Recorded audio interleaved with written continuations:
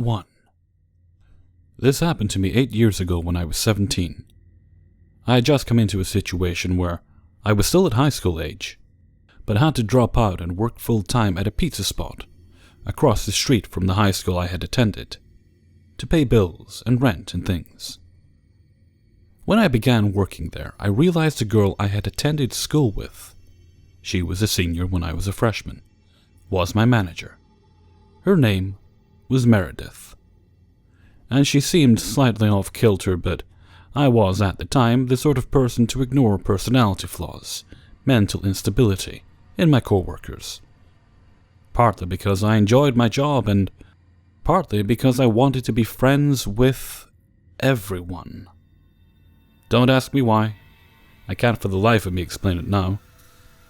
Anyway, this girl, Meredith, was the manager during the day, and scheduled me to work under her quite frequently. We enjoyed working together. We would crack jokes, take smoke breaks together, etc. I could sort of tell when I first started working there. She was a little crazy, but I didn't think too much of it because she didn't have a problem with me. Meredith had a boyfriend named Steve. He would frequent the pizza shop to visit her and get free shit. He looked sort of like Steve Buscemi, if he were 19 and a stoner, who wore these dumb fucking mushrooming glass necklaces. Sorry to anyone who wore those. He was pretty weird. He didn't seem to shower and he was a major mouth breather. I personally did not enjoy Steve's presence in the pizza shop. He creeped me out and seemed to stare at me blatantly when he would come in during my shift. One day, I come to work and guess who's in the kitchen, washing dishes? Our old buddy Steve. Meredith apparently had to spend even more time with Steve. His countless hours here during our shifts just weren't enough. I was slightly perturbed by this, but kept to myself the rest of my shift, and a while later requested that I be moved to the night shift, so that I didn't have to endure near constant PDA or intense fighting. This is when my trouble began. Once I switched to the night shift, Meredith seemed to have completely shifted her attitude towards me. I chalked it up to her being upset because we had such great times during our shifts. We were pals. I would call her to chill, and she would be incredibly rude and passive-aggressive. So I just stopped initiating any kind of contact. So, some backstory. My dad had a very tumultuous life. He was schizophrenic and bipolar, and tried his hardest to be a good dude. He had won a lawsuit against a company he worked for being injured on the job, and it sort of rescued me from a shitty situation I had gotten myself into. We were living together in a 2-story townhome about 5 blocks from the place I was working. He was in and out of the house, hardly ever there. We had a Cadillac CTS that he purchased from a police auction with his lawsuit money. He was proud as fuck of that thing. I was too. I was unlicensed, but he let me drive anyway, so I would drive it the super far 5 blocks to and from work. Silly, I know. One night after work, I am hanging out with some friends, and I got a really strange call. It was an unknown number, and as mentioned previously, I was extremely naive about people, so obviously I answer. All I can hear after I say hello is some creepy-ass heavy breathing. I'm sort of freaked out, so I say hello again, but I'm met with more heavy breathing. I hang up and tell my group of friends, and they tell me someone is probably just pranking me. A few hours go by, and in the meantime I get 2 more of these calls. Nothing but breathing. I'm beginning to get a little scared, but my friends believe I'm just being pranked, and tell me to just ignore the calls. I heed their advice and ignore the calls, all while being very confused and starting to become slightly afraid. We eat a shitload of munchies and pass out. The next day rolls around and everything seems well and fine. And, well, until about 10 p.m. The private number is calling me again. I think to myself, I'll just pick up and tell them to stop, and I'm sure they will. I pick up and laugh. Please stop. Who is this? There's silence for a few seconds, and then a deep guttural voice saying, I will fucking kill you, bitch. Click. I feel my face go white and my palms get clammy. This isn't someone who is just fucking with me because they think it's funny. This appears to be someone who genuinely does not like me. Someone who may want to do me harm. I call a friend and ask her to come over because I'm sort of afraid to be alone at this point. And who the hell knows where my dad is right now. I began to get a little paranoid at this point. I would make sure the first 4 windows and doors were locked while I was there by myself. I started putting my phone on mute so I wouldn't know when whoever this was would be calling me. I stopped answering calls. They slowed, and I was lulled into a false sense of security. A week later, I went to a kickback with my girls. I didn't take the car as I usually had because I was dealing with a lot of bullshit and wanted to get completely obliterated drunk. A friend came and picked me up, and I thought nothing of the crazy person who wanted to kill me, bitch. My dad had come home that day and would be there to watch and make sure no one tried to mess with the house or anything. I thought. I'm at least 4 drinks in when I get a call, this time from my dad. He's screaming as loud as he possibly can to get the fuck home, now. I tell my friend that we have to bounce. She's totally cool with taking me back to the house. We arrive in probably about 10 minutes, because we generally only hung out in the southern area of our town. We pull up and my dad is fucking furious. I can tell because when he would get extremely angry or into a manic state, he would pace back and forth, and he was doing this across the parking lot, yelling at no one. I first thought that he had gone into one of his episodes, so I try my best to be prepared for that. I walk up, he yelps, "Look at the car!" and points. I look at the windshield of our precious baby, and on it, in fucking spray paint nonetheless, is written, "A. I know where you live, little slut." And a drawing of a dick. Yes, I shit you not. A dick. I'm as confused as hell now, y'all. I have no clue who would want to fuck with me so bad. I was not the type to do anything really shitty to anyone. I wanted to be everyone's friend. I racked my brain trying to determine how I had slighted anyone I had recently come into contact with, and came up with nothing. Another week goes by. I haven't gotten any calls from private numbers. No more of my personal property gets damaged.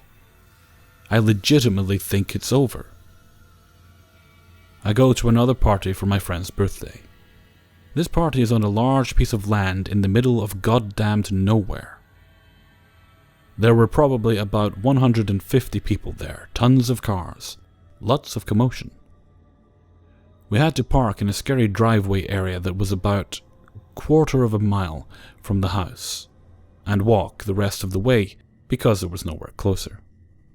We go in, chill for a bit, and decide to go back out to the car to grab some blunts we had left behind. Lori and I are walking to the car when we realize one of the windows has been broken. We are sufficiently creeped out, so we walk very slowly up to it. There is no one around, and we had only been in for about an hour at this point. We go through the car to assess the damage and see what's been stolen. Some bud, a bottle we were drinking out of that was probably still very full. Her purse was gone. My purse was gone. We got super pissed. We did something dumb and started walking into the woods nearest us to try and recover some of the things we'd lost. We're using our cell phone flashlights, wandering through these woods when I get a call. I'm pretty focused on finding my shit, so I ignore it. I find my purse, completely empty. We find Laurie's wallet, completely empty. I get another call. I ignore it. I'm too pissed because I just lost so much. By the time we'd walked back up to the party, this private caller had rung me at least 12 times. That's 12 times within a 5-minute period. Finally, when we get back up to the house, they call me again and I scream into it. "Who the fuck is this? What do you want?" I scream just as I answer, and don't really take the time to listen to what's happening. And when I do, it's sort of terrifying. Whoever this is has been calling me and screaming as loud as they possibly can, probably throughout hanging up and calling again. All of this is unintelligible. When I stop screaming, "Who is this?" I can hear a literal banshee communicating with me on the other end. Up until this point, I couldn't determine who this was, but now I was certain. This was my old manager, Meredith. I hung up and threw my phone. I threw that bitch as hard as I possibly could. This was a pretty bad idea, as I was in sort of a bad situation at the time. In the middle of nowhere, wooded area, a sea of people. Car broken into. Broke my phone. I started crying and told Laurie what was going on. She agreed that we needed to get the fuck out of there as soon as possible. I was hesitant to go into work the next day, but I did anyway, because I needed a new phone and just cash in general. I walk in with my head down, hoping none of my co-workers are aware of the extremely odd situation I'd been thrown into. Weird enough, Steve was working. I distanced myself from him the whole night, because I was scared that he too hated me. I had no idea why he was working this shift. Was it only to taunt me and intimidate me out of my own workplace? I began to realize that he too seemed to want to keep distance from me. Before the end of my shift, my night manager, he was also the GM, Joe, asked if he could talk to me outside. I was confident of my position there. I didn't have issues with anyone else, and I had no idea why only one staff member had an issue with me. We stepped outside and I braced myself for bad news. I figured since Meredith was a manager and didn't like me, I'd be fired if she suggested it even if I had no idea what I'd done. Joe informed me that Meredith came into the shop the previous night and was hysterical. She was looking for me. She was screaming and seemed to be on drugs. His words, not mine. She apparently had been flipping out because she thought I'd been sleeping with Stoner Steve Buscemi behind her back.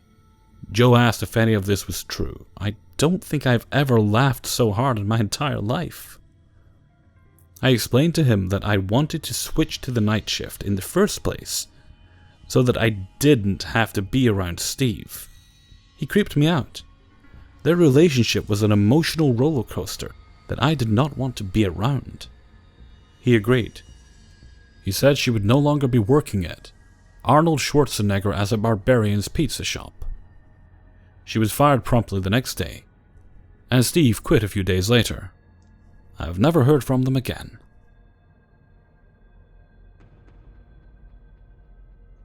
2. This is an encounter that happened to me almost 8 years ago. I had just started uni, and my older brother, Jack, was almost finished with his radiologist certification. Before I get into the encounter, I must lay some background information. As I stated before, Jack was almost finished with his radiology classes, and being the class was small, it happened to become quite a close-knit group of friends.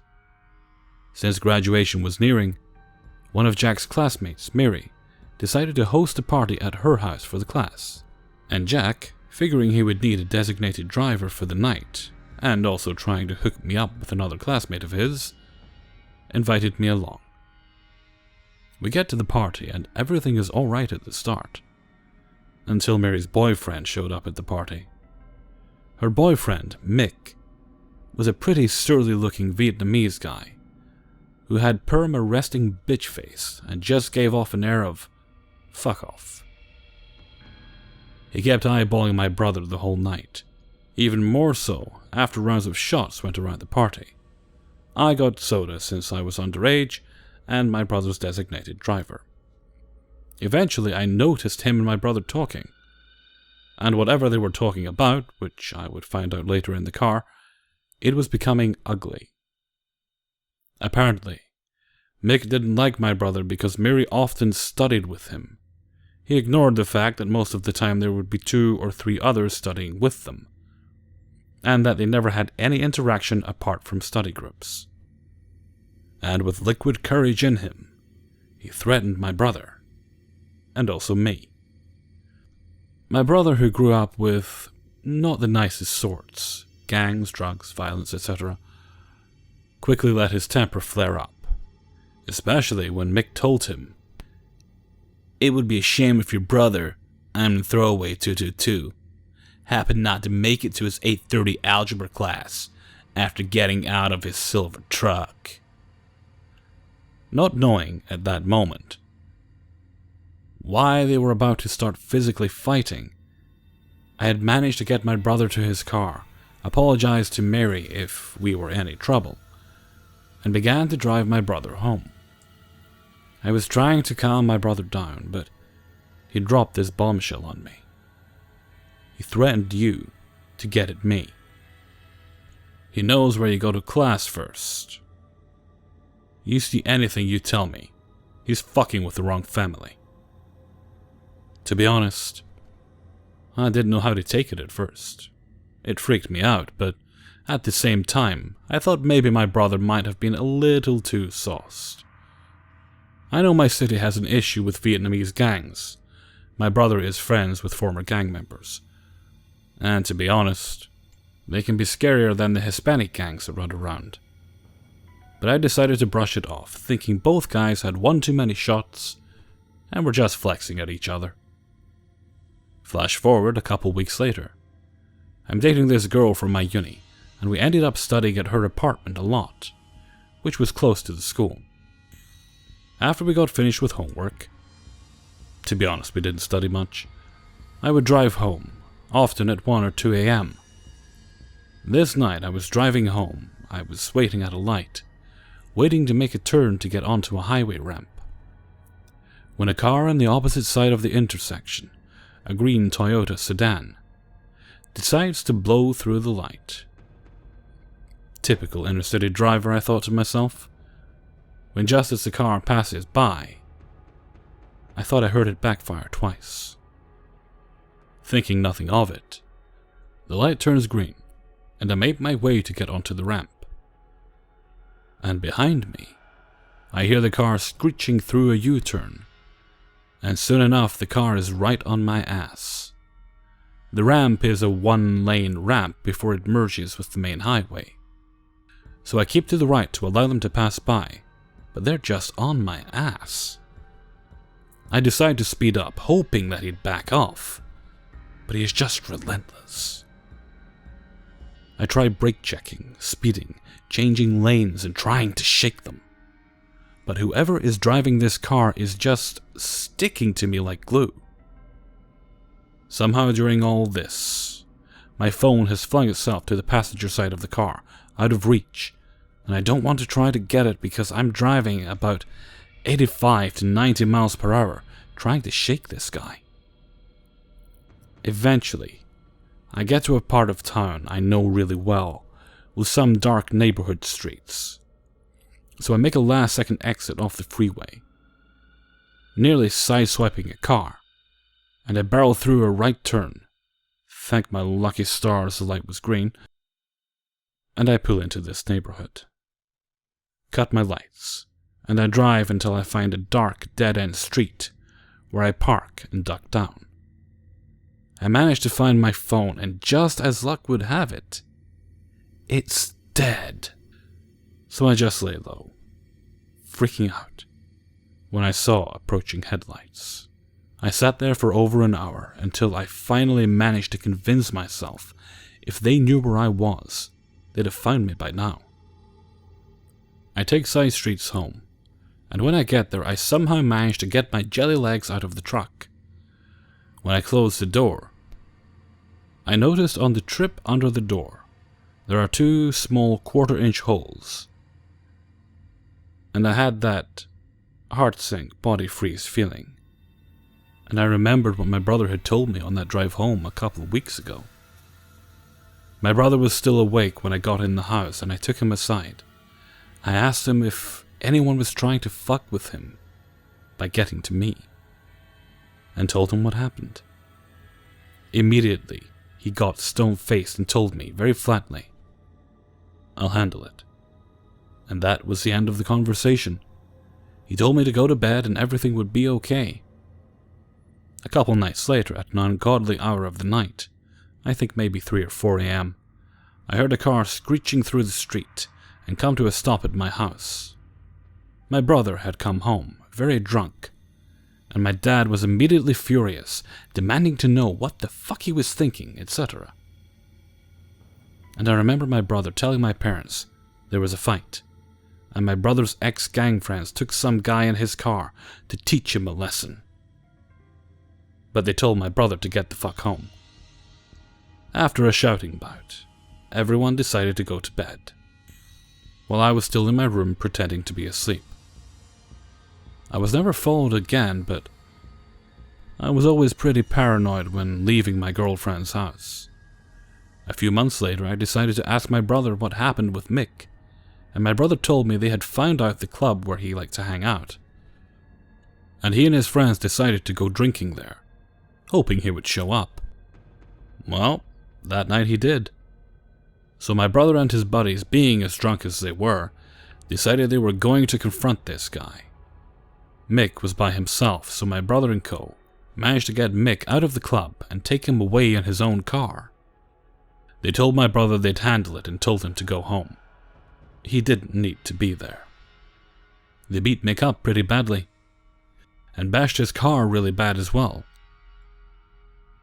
They found out Mick had his friend follow me around at school to know my schedule, etc. And that they had planned to beat the shit out of me to fuck with my brother that night I was followed. Mick apparently had this delusion that Jack was trying to steal his girl from him, and was extra psycho. Nonetheless, after that night my brother never heard from Mick again. And they also found out Mary and Mick had broken up a few days after that party, probably fueling Mick's desire to get to my brother. Probably the scariest moment of my life. And knowing that they had planned to do me grievous harm, I shudder to think what could have happened if I wasn't able to lose them in that chase. 3. Yesterday morning I was unfortunate enough to suffer a power cut, and spending my day in total darkness isn't something I enjoy. I ended up wandering around town throughout the day to kill some time. After spending a few hours at my old university, I decided I should get a hotel for me and my dog, as the power outage was expected to last a few days. And we live in the south where no AC can be a big issue. I finally managed to find somewhere nearby that will book me and my pup without costing us a few arms and legs. And that's when everything started to go downhill. I would need to get a cab from my old school back home, and then to the hotel. Everything is within 3 miles of each other, and I figured it would be simple. I wasn't aware that there was a late graduation ceremony going on, so every time I tried to call a cab, they wouldn't show up or someone else would take them. When the sun was starting to set, I found someone who was a previous classmate of mine. They gave me a ride home and I packed up my stuff. I called another cab, and lo and behold, it didn't feel like coming. And since Uber wasn't working, I decided I would take my bag, my pup and myself, and walk my happy butt the mile or so to the hotel, so that she could have a good rest. I started walking, and about a quarter of the way there I hear someone behind me. Enter my nightmare. A 6-foot-something brick house of a person with a grisly look about them.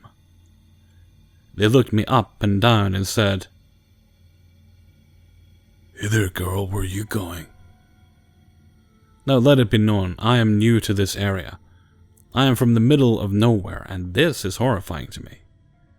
I decided my options were to be incredibly polite, or to run screaming, so I fell back on politeness. After rejecting him, taking my bags multiple times, he stated he was walking to the place right next to my hotel.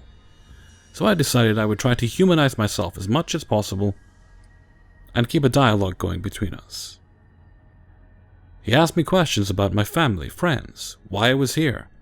I made a bit of a story that I had family, and I was here for graduation so that it seemed like I had people who would know I was expected. Shortly after this, he reaches into his pocket and says, "You need this." And he hands me a small knife. Not knowing what to say, I thank him a few times. Moments later, he is talking to himself before looking at me and inviting me to live with his niece and her boyfriend. Internally, I am screaming. I know I could do nothing. This guy has at least 1.5 feet on me, and I am exhausted. We continue walking, and he tells me he gets a good vibe from me, and he could see us in a relationship, and with a family. He keeps muttering to himself about tons of stuff, people, girls. It was very hard to make out. He looks at me and says, "I had an epiphany." I realize he meant an epiphany, but that was how it was said. And I said, "Oh?" He just smiled, and did a head shake and kind of chuckled to himself, muttering, "Good night, good night." I figure it's alright, we're about halfway there, and I'm holding a conversation, listening to how he went to prison for 2 years over a gun, and how Snoop Dogg dedicated a song to him. We get to a very dark part of the walk, and he looks at someone walking towards us and pushes me to the side of the sidewalk that is away from the street and says, "You walk here now. 'Cause you're mine now, little girlie." Suddenly, people walking to the cars from graduation walk past us. I feel safer, and I know that I am home free. As we approach the hotel parking lot, he asks if he can join me. I make up some excuse about how it's only booked for one person and it's not in my values. He follows me into the lobby. He follows me to the front desk. I am told I can't stay because I am 20, not 21, and they had a recent policy change. My heart sinks. He is attached to my side and I can't tell anybody I am terrified. I see a worker at another desk and say I am going to the bathroom. I whisper to her, "Please, can I talk to you somewhere? I'm in a small emergency." She escorts me away and I explain that he's been following me. She has me sit down, and he is trying to talk another person into using their ID for what he is now calling our room. A woman employee walks over and says, "Do you know this girl?" And he replies, baffled, "Yeah, this is my girl. We know each other for years." She looks at him and asks my name. "She my girl. She my girl," he says. She tells him if he doesn't leave the lobby, the police will be called.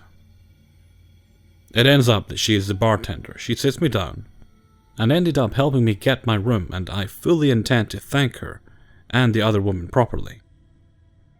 After an hour sitting in the bar and her negotiating my stay, she looks at me and says, "If you wouldn't have been able to stay, I would have paid for you or taken you home because he's still out there. He has still been outside on and off since this morning, so good vibe knife, man. Although you are determined to try. Let's not meet again, please." Hey everyone, Hello Freezer here, and thank you very much for listening to episode 64. I couldn't really think of what else to do today. Well, that's not true. I did have some ideas, but they would have taken too much time to put together, and I've generally got a bunch of good stories ready to go. So I figured a bonus episode wouldn't go amiss. I really hope you guys enjoyed it. Okay, so until next time, thank you very much for listening, and take very good care of yourselves.